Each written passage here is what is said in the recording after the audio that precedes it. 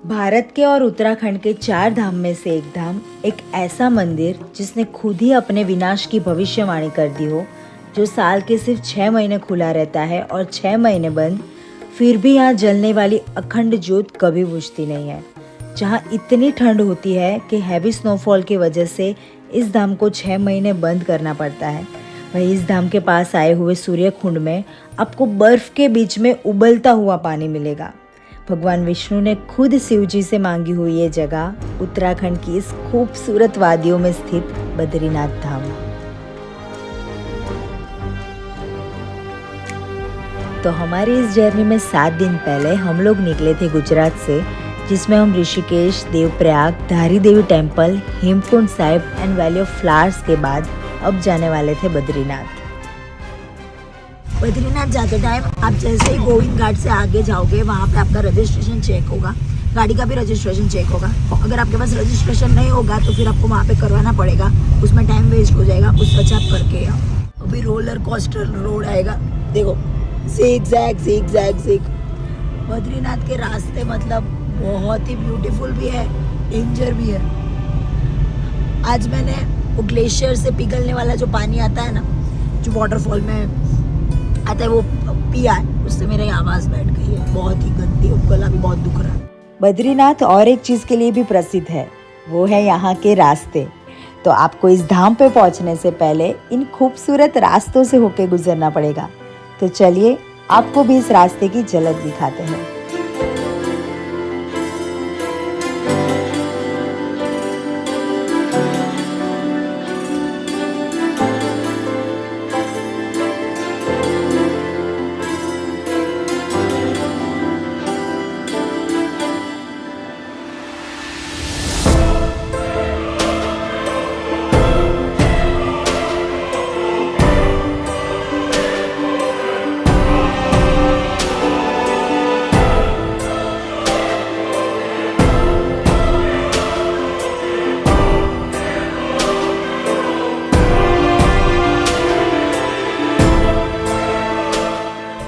यहाँ पे landsliding zone है। बद्रीनाथ के रास्ते में आए दिन लैंडस्लाइड होती है, अभी भी थोड़े टाइम पहले शायद हुई थी, सावधान। बद्रीनाथ 4 किलोमीटर, ये 10 मिनट में हम लोग पहुंच जाएंगे। पता नहीं क्या चेक कर रहे हैं, कैमरा है। चलो जवानों की तो ये चेकिंग के वजह से इतनी ट्रैफिक थी। आई थिंक ये गाड़ी का रजिस्ट्रेशन चेक कर रहे हैं। Hi guys, good morning from Badrinath. So अभी हम लोग जा रहे हैं कुंड में स्नान करने। वहाँ पे आता है गर्म पानी। सोचो इतने कम टेम्परेचर में गर्म पानी कैसे आता होगा। हम पीछे पहाड़ देखो कैसा वेदर है अभी, ऊपर बर्फ है पहाड़ के ऊपर, क्योंकि यहाँ पे कुंड में गर्म पानी आता है। तो अभी हम लोग स्नान करने जा रहे हैं, फिर दर्शन करने बाद में जाएंगे, क्योंकि पापा लोग 2 दिन से यहाँ पे ही थे, उनको पता है कि यहाँ पे दोपहर अभी बहुत लाइन होती है सुबह, तो हम लोग शाम को दर्शन करने जाएंगे। शाम को ऐसे 5-10 मिनट में ही हो जाता है दर्शन। तो आपको शाम को दर्शन कराएंगे। तो चलिए अभी चलते कुंड में स्नान करने। यहाँ पे 500 मीटर में आपको फ्री में पानी मिल जाएगा। ये मेरे को बहुत सही लगा, किसी को पानी की बोतल लेने की ज़रूरत ही नहीं, वो भी गर्म पानी भी और ठंडा पानी भी। कितना मस्त मार्केट है, देखो सब गर्म कपड़े मिल रहे हैं। पहाड़, यार क्या व्यू है। गाइस देखो अभी भीड़ कितनी ज़्यादा है, सामने टेंपल, और ये यहाँ से भीड़ इतनी है। शाम को जब इतना कुछ भी नहीं होता।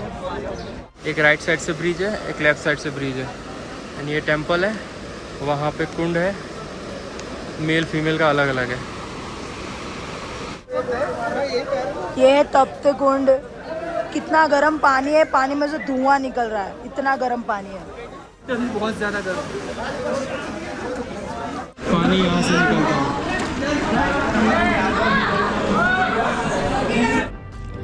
बद्रीनाथ धाम में आया तप्त कुंड अपने आप में बहुत रहस्य समेटे हुए है। चारों ओर बर्फ से ढके पहाड़ों के बीच स्थित इस कुंड का पानी सर्द मौसम में भी हमेशा गर्म बना रहता है। भले ही आसपास का तापमान माइनस में क्यों ना हो, लेकिन इस कुंड का जल कभी ठंडा नहीं होता। जब सूर्यदेव को भक्ष भक्षी की हत्या का पाप लगा था, तब उन्होंने भगवान नारायण से इस पाप से मुक्ति पाने का उपाय पूछा। भगवान नारायण ने उन्हें बद्रीनाथ धाम में स्थित इस तप्त कुंड में तपस्या करने को कहा। सूर्यदेव ने इस कुंड में कठोर तपस्या की, जिससे ये स्थान उनकी ऊर्जा से भर गया। इसलिए इसे सूर्यदेव का निवास स्थान माना जाने लगा। इसी कारण से इस कुंड का पानी हमेशा गर्म लगता है। पानी इतना गर्म था कि हम लोग अंदर भी नहीं जा पाए। मैं तो गई रही हूँ, आकाश इतना भीगे, बहुत ही गर्म पानी था। एंड अभी मंदिर में बहुत भीड़ है, तो हम लोग शाम को आपको अच्छे से दर्शन कराएंगे ना, हम भी करेंगे। बहुत लाइन है, 4-5 बजे थोड़ी कम होती है ना, आज संडे है इसलिए बहुत ज़्यादा भीड़ है। अभी भीड़ देखो, ये पूरी लाइन है, साथ 2-3 घंटे की भीड़ है ये। सो अब हम लोग शाम तक फ्री थे। हम लोगों ने लास्ट 7 दिन से घर का खाना नहीं खाया था। सो हम लोगों ने सोचा क्यों ना आज बद्रीनाथ में खिचड़ी बनाई जाए। हमारे पास गैस था, राइस थे, सारे मसाले थे एंड कुछ वेजिटेबल्स थे। अभी कमी थी कुछ और वेजिटेबल्स की एंड वो भी पास में ही मार्केट से मिल गया।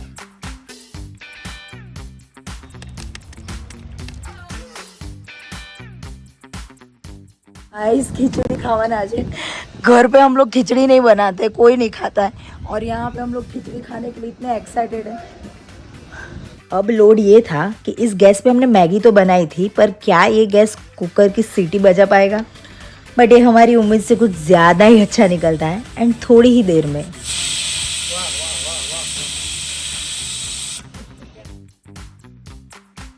सो हमारी खिचड़ी रेडी, खिचड़ी, अचार एंड दही। सो अभी हम लोग सेकंड टाइम जा रहे हैं टेंपल पे। सुबह तो बहुत भीड़ थी इसलिए हम लोग नहीं गए थे, सिर्फ डुबकी लगा के आ गए थे। एंड देखो यहाँ का वेदर इतना मस्त होता है। ये वो वाटरफॉल है क्या सामने? कितना फ्लो में गिरा, देखो वाटरफॉल है। एंड ये है बद्रीनाथ का मार्केट।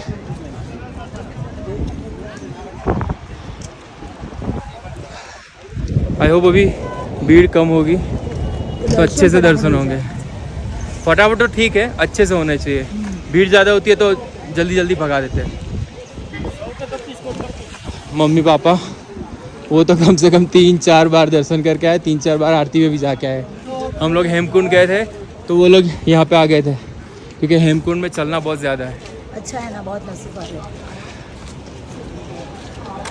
तो अभी हम लोग जा रहे हैं 4 धाम में से एक धाम, जो इंडिया के भी और उत्तराखंड के भी। ये वो प्लेस है जहाँ से सब रील बना दे, क्योंकि यहाँ से बहुत ही मस्त व्यू आ रहा है। एंड पहले आपको यहाँ पे रजिस्ट्रेशन चेक करवाना है, उसके बाद ही आपको यहाँ पे आगे दर्शन करने जाने देंगे। यहाँ से व्यू देखो कितना, मतलब वर्ड्स नहीं है। टेंपल है, रिवर है, पीछे पहाड़। साक्षात नारायण की दुनिया में। माना जाता है कि प्राचीन काल में ये स्थान भगवान शिव का निवास स्थान था, लेकिन भगवान विष्णु ने इस जगह को भगवान शिव से मांग लिया। भगवान शिव ने आशीर्वाद दिया कि ये स्थान अब से बद्रीनाथ धाम कहलाएगा और यहीं पे लोग उन्हें साक्षात नारायण के रूप में पूजेंगे। फिर भगवान शिव केदारनाथ चले गए। गाइस अभी भी काफ़ी भीड़ है, तो हम लोग अभी शांति से यहाँ पे खड़े हैं। देखो अलकनंदा का फ्लो देखो। अभी वार्निंग दी है कि इसका जल स्तर बढ़ रहा है, तो जो भी मतलब किनारे पे है वो हट जाए।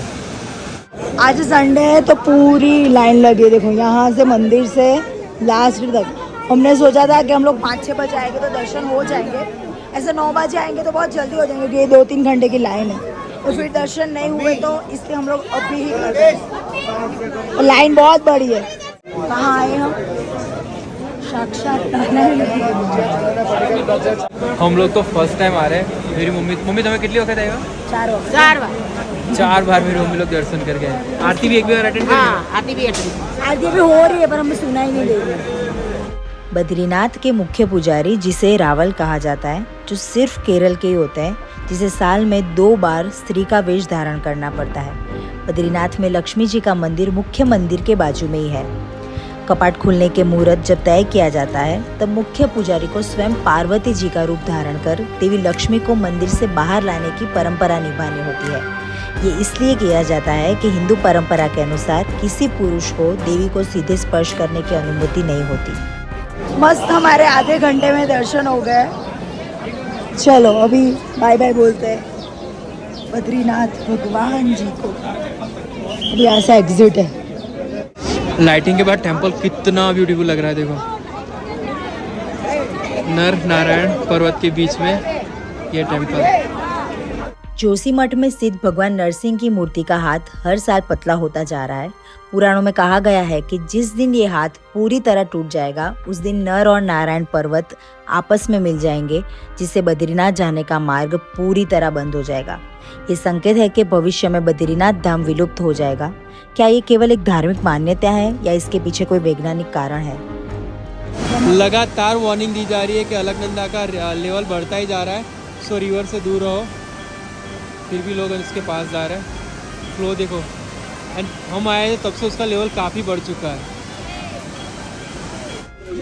तो हमने ये लिए सबके लिए, हमारे फैमिली मेम्बर्स के लिए, सब रिलेटिव के लिए 15 फ्रेम सबको देने के लिए। जो लोग यहाँ पे दर्शन करने नहीं आ सकते वो इसमें देख के दर्शन कर लेंगे रोज़। अगले कैप लेना है। देखो ये कैप कितनी यूनिक है। ये है बद्रीनाथ का मार्केट, इतना बड़ा है, खाना पीना सब चीज़ें यहाँ पे मिल जाती है।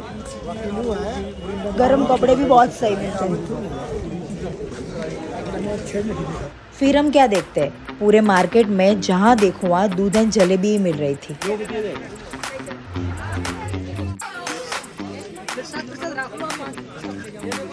तो फाइनली हमारे दर्शन हो गए 4 धाम में से 1 धाम के, अभी 3 धाम और बाकी है। आई होप आपको वीडियो अच्छी लगी हो। आईना अच्छी लगे तो लाइक कीजिए, शेयर कीजिए, चैनल को सब्सक्राइब करना ना भूलिए। मिलता है नेक्स्ट वीडियो में। Bye bye, take care.